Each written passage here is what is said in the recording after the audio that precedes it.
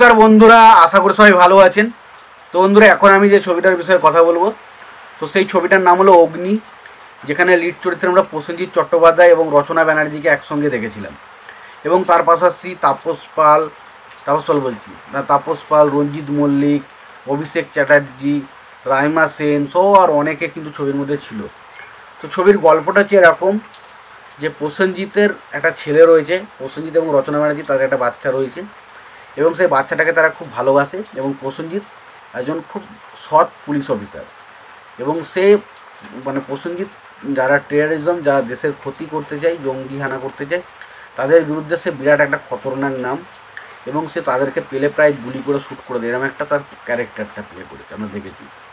এবং সেই মুহূর্তে সে একজন বড় সে জঙ্গিদের একজন বড় মাথাকে সে অ্যারেস্ট করে এবং অ্যারেস্ট করার ফলে কী হয়, তাদের যে টিম তারা প্রসেনজিতের বাচ্চাটাকে কিডন্যাপ করে এবং প্রসেনজিতের বাচ্চাটাকে কিডন্যাপ করার পর প্রসেনজিতের বাড়ির পরিস্থিতি কেমন হয় এবং প্রসেনজিৎ কী করে, আসলে সে কি সেই ভিলেনটাকে ছাড়তে বাধ্য হয় না সে তার বাড়ির দিকে যায়, সেই সমস্তগুলো জানতে হলে অবশ্যই সিনেমাটা আপনাকে দেখতে হবে।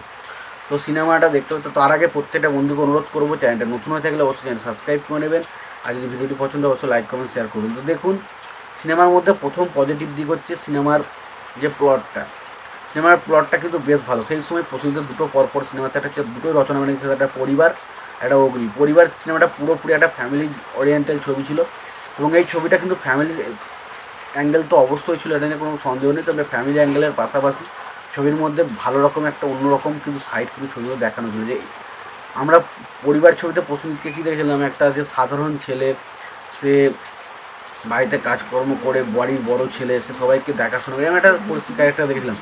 এই ছবিতে আমরা দেখেছি প্রসেনজিৎ একটা অনেস্ট পুলিশ অফিসারকে সেই ভিলেনদের বিরুদ্ধে কীভাবে রুখে দাঁড়াচ্ছে, কীভাবে অ্যাকশন করছে। তো এইখানে প্রসেনজিতের ক্যারেক্টারটা একটু অন্যরকম ছিল। পাশাপাশি প্রসেনজিতের সাথে রাইমা সেনের যে কেমিস্ট্রি, সেটা নিয়ে একটা এরকম সমস্যা কিন্তু প্রসেনজিতের আর রচনার মধ্যে আমরা দেখতে পাই। সেই জিনিসটা নিয়ে একটা ড্রামা সৃষ্টি করার চেষ্টা করা হয়েছে ছবির মধ্যে।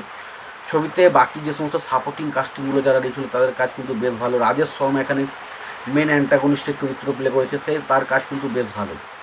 এবং ছবিতে গানগুলোর যদি কথা বলি, তো গানগুলোর মধ্যে কয়েকটা গান রয়েছে, যেমন ফুটলো চাঁদের মুখে মিষ্টি হাসি, দেখে যে পানটা জুড়াই, সাত রাজার দন আমার মানে আইরে শোনা, ওই গানটা খুবই ভালো।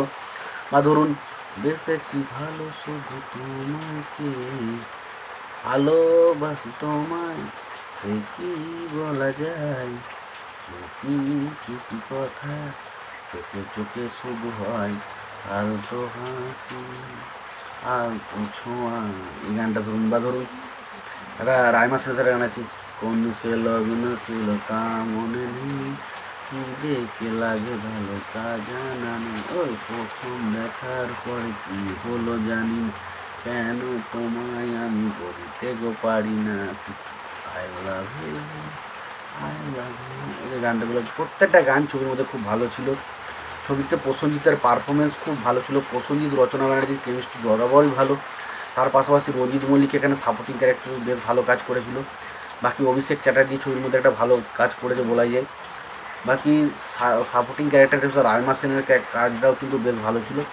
ছবিতে রাজেশ শর্মা কিন্তু ভালো একটা দুর্দান্ত দুর্দান্ত একটা ভিলেনের ক্যারেক্টার সেই ছবির মধ্যে প্লে করেছিল, সেটা কিন্তু বেশ ভালো লাগে ছবির মধ্যে। তো ডেফিনেটলি একটা কথাই বলতে চাই যে ছবিটা কিন্তু খুব ভালো একটা সিনেমা, যদি না দেখে থাকেন অবশ্যই দেখতে পারেন। আর যদি দেখে থাকেন ছবিটা আপনাদের কেমন লেগেছে জানাবেন। আর সবশেষে একটা কথা বলবো, যদি ভিডিওটি পছন্দ হয় অবশ্যই লাইক কমেন্ট শেয়ার করে দেবেন। চ্যানেলটা নতুন হয়ে থাকলে অবশ্যই চ্যানেল সাবস্ক্রাইব করে নিন, পাশে বেল আইকনটা অবশ্যই প্রেস করে দেবেন। ভালো থাকবেন, সুস্থ থাকবেন, দেখা হচ্ছে পরে।